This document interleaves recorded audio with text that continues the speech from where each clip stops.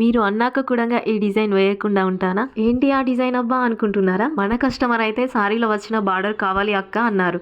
అలా అన్నాక నేనైతే వేయకుండా ఉండకదా, అందుకే ఇక్కడ హ్యాండ్స్కి బార్డర్ అయితే అటాచ్ చేస్తున్నాను.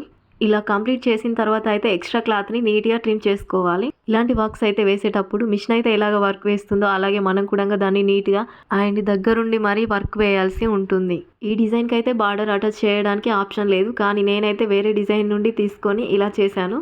కట్ చేసిన తర్వాత అయితే మళ్ళీ వర్క్ అయితే వేస్తాను. ఇలా వేయడం వల్ల బ్లౌజ్ అయితే మనకి పికలడం కానీ బార్డర్ కాడ ఊడిపోవడం కానీ జరగదు. కష్టమైనా పర్లేదు, కస్టమర్ అయితే చాలా బాగుంది అన్నప్పుడు అయితే ఆ కష్టం మొత్తం పోతుంది కదా. ఫైనల్లీ వర్క్ కంప్లీట్ అయిన తర్వాత అయితే ఇలా ఉంటుంది. మ్యారేజ్ అంటేనే మనకు ఒక్కరి నుండే 6-7 సారీస్ వరకు వస్తాయి కదా. వాటిలో ఒకదానికైతే నెట్తో, మరొకదానికి బార్డర్తో, ఇలా అలాగే కట్ వర్క్ డిజైన్స్ ఇలా డిఫరెంట్ అయితే నేను ట్రై చేస్తాను.